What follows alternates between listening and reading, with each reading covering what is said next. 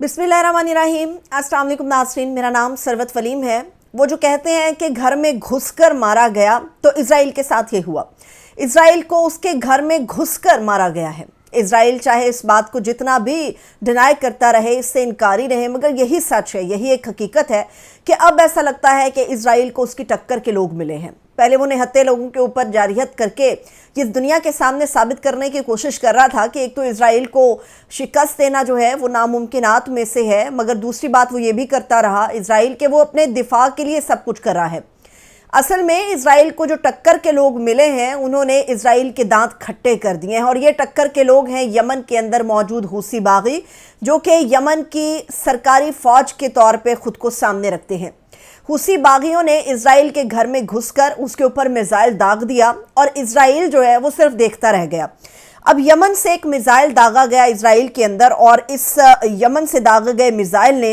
Israel के जो दिफाई निज़ाम है उसका पूरा पोल खोल कर रख दिया। इत्तलात के मुताबिक तो ख़बरें सामने आ रही हैं कि 16 अफराद के ज़ख्मी होने की मुसद्दिका इत्तलात हैं, मगर इन ज़ख्मियों के बारे में भी इज़राइल अपनी ही नौइयत का एक प्रोपेगेंडा दुनिया के सामने कर रहा है, शायद ये साबित करने के लिए कि इज़राइल का दिफाई निज़ाम अब भी इतना ताकतवर है कि आने वाले मिसाइल को रोक सके। मगर इस हकीकत ने पूरा का पूरा पोल खोल कर रख दिया है।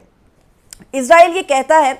कि हमारे लोग ज़ख्मी हुए हैं, वो अब ये तस्लीम करने पर मजबूर हो गया है, मगर इज़राइल की अंदर से जो प्रोपेगेंडा किया जा रहा है उसके मुताबिक इज़राइल ये कहता है कि बस मामूली से नौइयत के ज़ख्म हमारे 16 अफराद को आए हैं। लेकिन मामूली नौइयत के ज़ख्म होने के बावजूद भी दुनिया को पता चल गया है कि इज़राइल ने जो एक मसनूई गिलाफ अपने ऊपर चढ़ा रखा था कि उसके पास अपना फ़िज़ाई दिफाई इंटरसेप्टिंग का जो निज़ाम मौजूद है, वहाँ से आगे किसी मिसाइल का किसी का भी आना जो है वो नामुमकिन होता है, क्योंकि इंटरसेप्ट कर लिया जाता है उन तमाम मिसाइलों को जो कि इज़राइल की हदूद के अंदर दाखिल होने की कोशिश करते हैं। मगर यहाँ पर ना सिर्फ हदूद के अंदर, तल अवीव के इलाके के अंदर जाकर ये घुसा, बल्कि इस यमनी मिसाइल ने वो कर दिखाया जो इज़राइल सोच नहीं सकता था। इज़राइल शायद अपनी किसी ख्वाबों की दुनिया में मगन था कि मैं वो सब कुछ कर सकता हूँ जो मैं चाहता हूँ, लेकिन यमन के हूसी बागियों ने कहा कि ऐसा कुछ नहीं है। वो सब भी हो सकता है जो यमन के अंदर चाहते हैं हम, और वो सब कुछ भी हो सकता है जो गाज़ा के और लेबनान के मुसलमानों को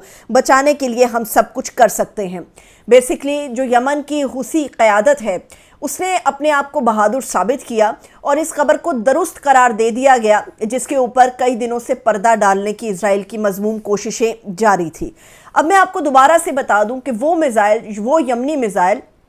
जो कि इज़राइल के अंदर दाखिल हुआ और नुकसान पहुंचाया,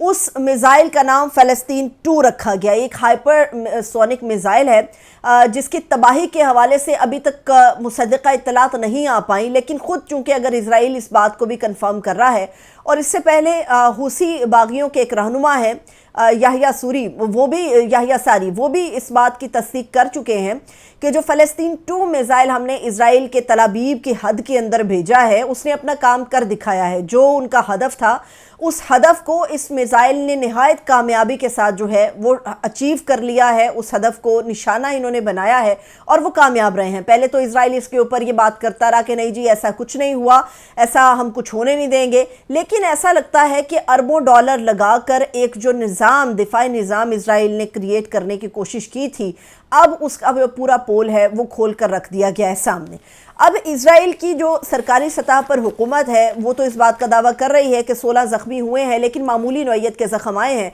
अब चूंकि उन्हें पता है कि मुख्तलिफ़ तरीक़ों से यह हकीकत हमारे सामने आ जाएगी। मामला यहाँ पर यह है कि इज़राइल की एक एम्बुलेंस सर्विस है। अब ये जो एम्बुलेंस सर्विस है, इनकी मेगन डेविड डोम एम्बुलेंस सर्विस, इनको ख़ास हिदायत जारी की गई हैं इज़राइली हुकूमत की तरफ से, और ये कहा गया है कि वही बयान दिया जाएगा जो सरकारी सतह पर होगा। लोगों की हलाकत के हवाले से या लोगों के ज़ख्म किस नौइयत के हैं, ये बयान करने से गुरेज किया जाएगा, और सिर्फ उसी एक बयान को फॉलो किया जाएगा जो कि बेसिकली सरकारी सतह से रिलीज़ किया जाएगा।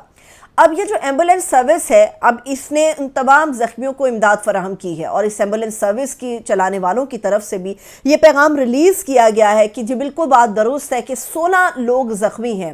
لیکن اب یہ ڈھنڈورا پیٹا جا رہا ہے کہ یہ جو 16 زخمی ہیں بیسیکلی ان میں سے کوئی بھی ایسا نہیں ہے جو کہ میزائل کی وجہ سے زخمی ہوا ہو یا اس کے زخم بہت گہرے نوعیت کے ہوں، اور بیسیکلی جب یہ میزائل گرا ہے تل ابیب کے علاقے کے اندر